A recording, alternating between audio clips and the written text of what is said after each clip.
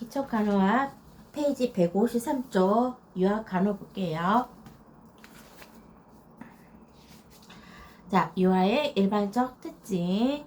생애 발달 주기상 유아는 1세부터 3세 연령에 해당하는데 일반적으로 사용하는 유아기인 2세부터 7세에는 완전한 의존성에서 탈피하여 독립성이나 자율성이 나타나기 시작하죠.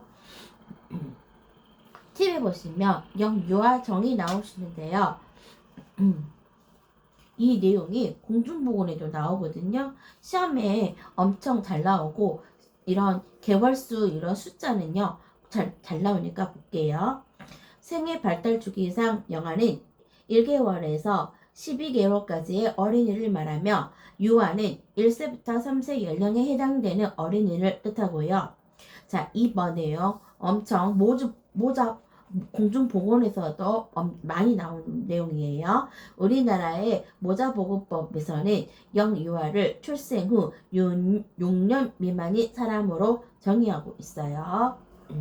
이거 꼭 알아두세요. 자, 그 다음에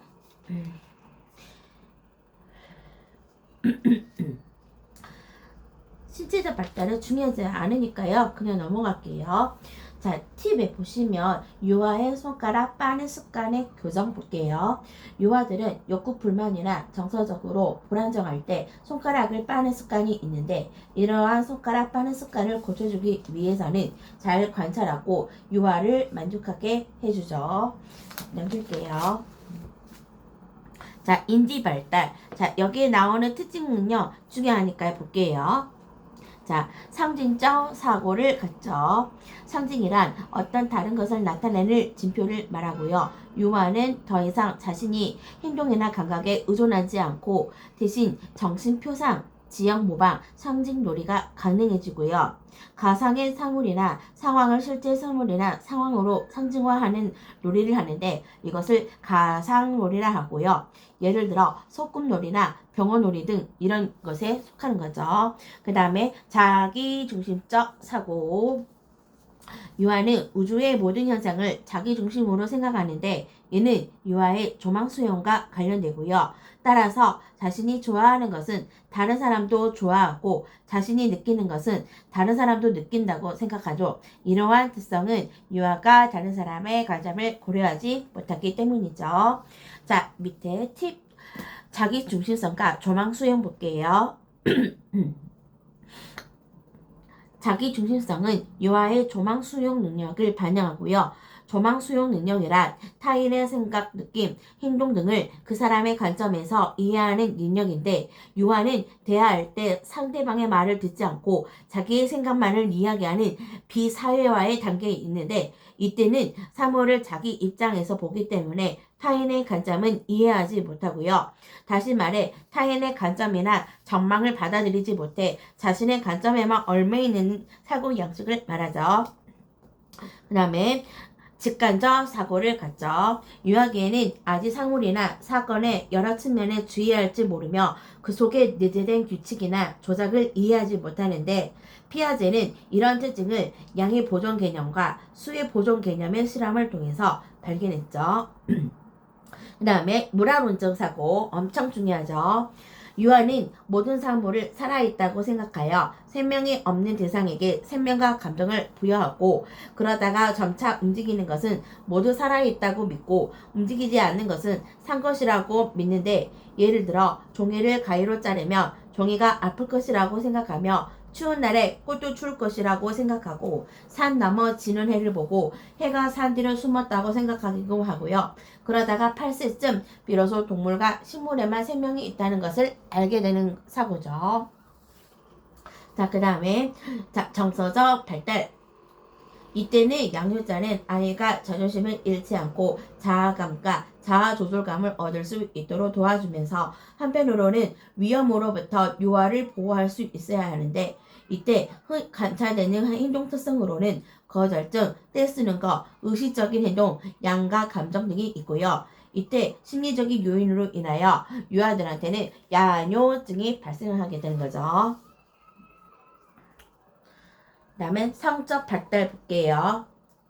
자, 프로이트 분류에 들어가면 학문기로 생후 1년이 되면서 대부분 영아가 젖을 떼게 됨에 따라 자신의 주 관점이 구강에서 학문으로 옮겨가게 된다고 하였고, 이때 배변 훈련의 시기로 부모의 배변에 대한 태도와 훈련 방식은 유아의 인격 발달에 영향을 미치죠. 그리고 언어 발달은요. 하나, 둘, 셋, 네 번째. 언어력이 증가하는 2세에 말하는 것을 즐기고 독배도 즐긴다는 거. 그 다음에 놀이 볼게요.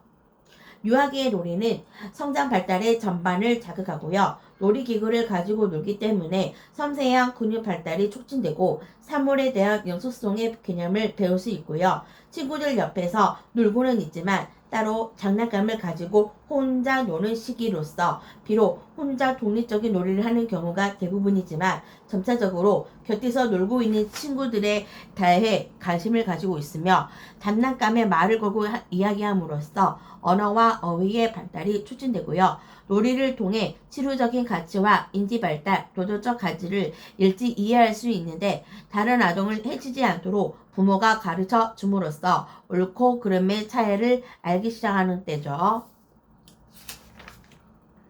자, 정리해 볼게요. 자, 앞장 154쪽이 넘기면 다시 볼게요. 자, 이때, 자, 유아기 때, 자, 특징 볼게요. 상징적 사고를 갖고, 그 다음에 자기중심적 사고를 가지며, 그 다음에 직관적 사고를 갖고, 물화론적 사고 갖고 있으며, 그 다음에 옆에 155쪽. 거절증, 떼쓰는 것, 의식적인 행동, 양가 감정이 생기고 양요증이 발생하고요. 그 다음에 프로이트의 성적에 있어서 학문기에 있어서 구강에서 학문으로 성감대가 옮기고요. 이때 배변 훈련 시기가 인격 발달에 영향을 미치고 그 다음에 같이 친구들 옆에 놀고 있지만 따로 장난감은 혼자 노는 시기. 이 문장이 제일 중요하죠. 자, 넘길게요. 자, 이제 유아의 특성 볼게요. 자, 첫 번째, 탱이죠. 자, 먼저, 키워드를 먼저 볼게요. 자, 유아의 특성은요, 퇴행, 분리불안, 분노 발작, 신체 기능 조절 능력의 달성, 자존감 발달, 유분증, 거절증, 고집, 양요증, 낯상 이렇게 있는 게 특징이죠. 자, 내용 볼게요. 퇴행이란 스트레스 상황에 대처 시 발생하는데요. 부모가 퇴행 이전 행동으로 돌아가기 강요하며 유아의 스트레스는 더욱 가중되는 거죠. 옆에 팁을 보시면요. 퇴행 행동 특징 볼게요. 유아는 스트레스에 대한 반응. 자, 예시를 볼게요. 병원 입원이나 동생이 생기는 것에 대해 손가락에 빨기, 배변을 잘 가리다가 다시 가리지 못하는 행위, 이런 행동들을 퇴행으로 보이나 정상적인 반응이므로 특별한 치료는 필요하지 않는다는 점이죠. 그 다음에 분리불안. 엄청 중요하죠. 영아기 때에서 1차적으로 돌봐주던 사람과의 분리가 가장 중요한 원인이 되죠. 자, 옆에 팁을 보실게요. 유아가 모친 또는 대리 인물에서 처음으로 떨어질 때 나타나는 반응으로 의존 대상으로부터 분리 시에 발생하는 이 반응은 정상적인 것이지만 때로 그것이 너무 강한 경우가 있죠. 학교 고풍증 등에서 나타나는 것으로 알려져 있으며 성장기 어린이의 대부분이 어느 정도 부모로부터 떨어지는 것에 대한 불만을 갖고 있는 거죠. 그 다음에 세 번째, 분노 발작. 이것도 중요하죠. 이거 기출문제 엄청 잘 나오죠. 자, 아이가 무엇인가 불만이 있을 때, 필요하거나 배고플 때, 아플 때, 불안할 때, 울며 떼를 쓰다가 지쳐 쓰러지는 현상으로 병적인 경기나 발작과는 큰 위험이 없고요. 이때는 관심을 끌기 위한 것이니 잘 관찰해야 하는 거죠. 자, 유아의 특성 세 가지 중요한 거 세 가지 있죠. 퇴행, 분리불안, 분노 발작 이 세 가지 꼭 기억해 주실 거고요. 그 다음에 4번 볼게요. 자, 배변, 배뇨와 같은 신체 기능을 조절할 수 있게 되고요. 그 다음에 자신을 인식하기 시작하면서 자존감이 발달. 대소변 가리기 훈련이 끝난 아동이 부적절한 곳에 변을 보는 일이 한 달에 한 번 이상 적어도 3개월 이상 일어나는 현상을 뭐라 할까요? 유분증이죠. 그 다음에 유아는 타인과의 관계에서 거절증이 나타나기도 하고요. 항상 사용하던 물건만을 고집하는 특성을 갖고 있고요. 그 다음에 자주 일어나는 심리적 요인이 뭐죠? 야뇨증. 그 다음에 아이들은 시력이 발달했지만 아직 인식이 약하기 때문에 낙상이 잘 일어날 수 있겠죠. 이 정도 보고요. 자, 유아 간호조기 영양 공급 볼게요. 이 영양 공급은 중요하지 않은데요. 팁을 볼게요. 팁을 보시면 전체적으로 내용은 어떤 내용일까요? 하루에 3번 균형식을 섭취하게 해주고 소량으로 자주 주고 혼자 먹을 수 있게끔 밥그릇 숟가락 제공해 주시고요. 그 다음에 열량, 단백질, 수분 요구량을 영양 복충을 해주셔야 되겠죠. 그리고 식사 전에는 휴식을 갖게 해서 충분히 먹게 해야 되겠죠. 그 다음에 대소변 가리기 훈련. 이거 땡 엄청 중요하죠. 시기요. 자, 대변 훈련을 소변 훈련보다 먼저 시키는데 훈련 과정은 아동의 성격 형성에 영향을 미친다. 이 문장 객관식에서 많이 나오죠. 자, 대변은 언제 시작할까요? 12개월쯤에 시작해서 18개월 정도에 가릴 수 있게 되고 소변은 16개월에서 18개월에 시작하여 24개월 정도에 완성되죠. 단, 밤에 소변 가리기는 3, 4살 되어야만 가능하고요. 이때 음식과 수분섭취를 규칙적으로 시키고 정기적으로 배설 시간을 알아두어 대소변 훈련을 시키도록 해야겠죠. 자, 밑에 참고 보시면 대소변 가리기 훈련 방법 나와 있죠? 이거 중요하니까 볼게요. 아이가 배변을 했거나 하고 싶을 때 어떤 행동을 하는지 잘 관찰하고 아이의 배변을 말로 표현해 주고요. 화장실과 변기를 친근하게 느낄 수 있도록 화장실을 밝고 편안하게 만들고 아기 변기를 마련하여 평소에 앉아보도록 해주고요. 평소 부모가 화장실을 사용하는 모습을 보여주면 아이가 화장실 변기 사용을 자연스럽게 받아들이는 데 도움이 되고요. 기저귀를 빼고 지내는 시간을 점차 늘려나간다. 배변 의사를 밝히면 바로 대소변 볼 수 있도록 해주고 영화용 변기 커버, 받침대 마련해줘서 아이가 쉽게 입고 벗을 수 있는 옷을 편안하게 배변할 수 있는 환경을 만들어주고요. 그 다음 문장 제일 중요하죠. 배변 의사를 보여 변기에 앉았더라도 아이가 싫어하거나 5분 안에 변을 보지 않으면 재촉하거나 오랫동안 앉아있게 하지 말고 다음에 시도해보는 것 좋도록 해주시고요. 배변을 시도하는 아이의 노력에 대해서 인정하고 칭찬하며 실수를 하더라도 너그럽게 받아들여 아이가 부담감이나 죄책감을 느끼지 않도록 따뜻하게 칭찬과 격려를 해주시고요. 대소변을 잘 가리게 된 후에도 건강상태, 환경의 변화 등에 따라 언제든 실수를 할 수 있는데 이때 아이를 안심시키며 너그럽게 반응해주고 야단치지 않도록 해야겠죠. 그리고 아이의 대소변을 더럽다고 하지 않으며 다른 아이와 절대로 비교하면 안 되고요. 놀이를 통해 배변 활동을 자연스럽게 받아들일 수 있도록 해줘야겠죠. 자, 넘길게요. 자, 훈육을 하는 데 있어서 아동의 연령에 해당하는 시간을 적용시켜서 최대 5분을 넘지 않도록 하셔야 되겠죠. 그 다음에 건강관리 볼게요. 자, 낙상과 사고. 자, 낙상은 유아기의 가장 주된 사망 원인이죠. 자, 그러니까 항상 계단에 칸막이를 설치하고 위험물이 없도록 치우시고요. 교통규칙을 지킬 수 있도록 해주시고 위험한 물건이나 약물에 대해서 가르쳐야겠죠. 자, 옆에 보시면 유아의 약물사고 예방법 볼게요. 이건 문제 잘 나오니까요. 꼼꼼히 볼게요. 유아가 알 수 없는 약을 먹었을 경우 먼저 뭐 해야 된다? 기도 유지. 자, 1번 중독 예방을 위해 약이나 동물은 아동이 열지 못하는 용기에 넣어서 닫고 날 수 없는 곳에 닫아서 보관하시고요.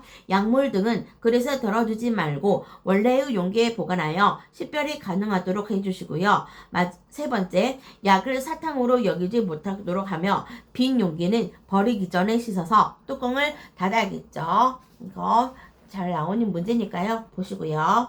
그 다음에 화상도 일어날 수 있으니까 조심하셔야 되고요. 중독. 자,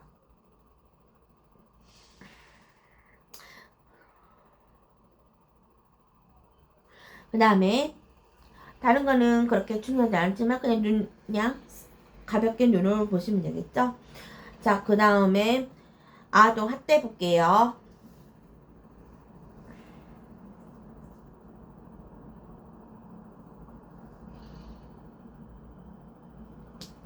자, 아동 학대란 보호자를 포함한 성인이 아동의 건강 또는 복지를 해치거나 정상적인 발달을 저해할 수 있는 신체적, 정신적, 성적 폭력이나 가혹 행위를 하는 것과 아동의 보호자가 아동을 유기하거나 방임한 것을 말하고요.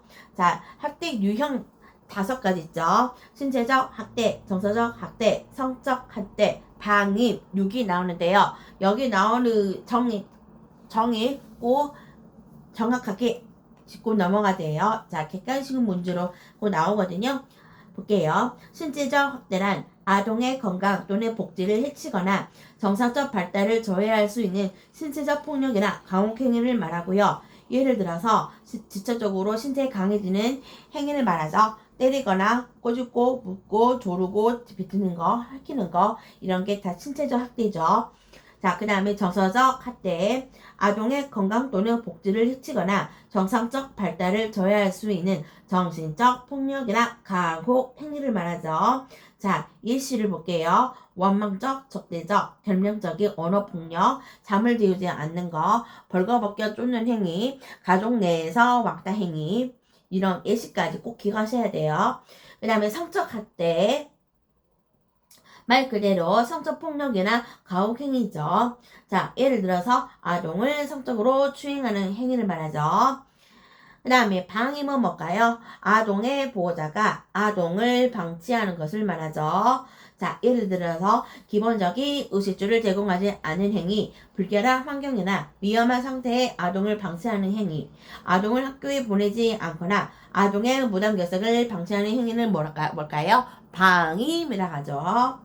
그 다음에 스스로 독립할 수 없는 아동을 격리 방치하는 거 볼까요? 유기죠. 자, 예시까지 볼게요. 아동을 보호하지 않고 시설 근처에 버리는 행위, 병원에 입원시키고 사라진 경우 이런 것들은 뭘까요? 유기라고 하죠. 넘길게요.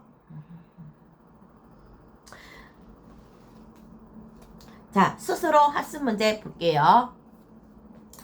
의존성에서 완전히 탈피하여 독립성이나 자율성이 나타나기 시기는 언제일까요? 유아기. 유아기에 자신이 좋아하는 것은 다른 사람도 좋아하고 자신이 느끼는 것은 다른 사람도 느낀다고 생각하는 사고는 뭘까요? 자기중심적인 사고죠. 성인이 아동의 정서적인 발달을 저해할 수 있는 신체적, 정신적 성적폭력이나 가혹행위를 하는 것과 아동의 보호자가 아동을 유기하거나 방해하는 것을 뭐라 할까요? 아동 학대라고 하죠. 오늘은 여기까지 하고요. 다음 시간에는 입원한 어린이 간호 볼게요. 다음 시간에도 엄청 중요하니까요. 오늘은 빨리 끝낼게요. 수고 많았습니다.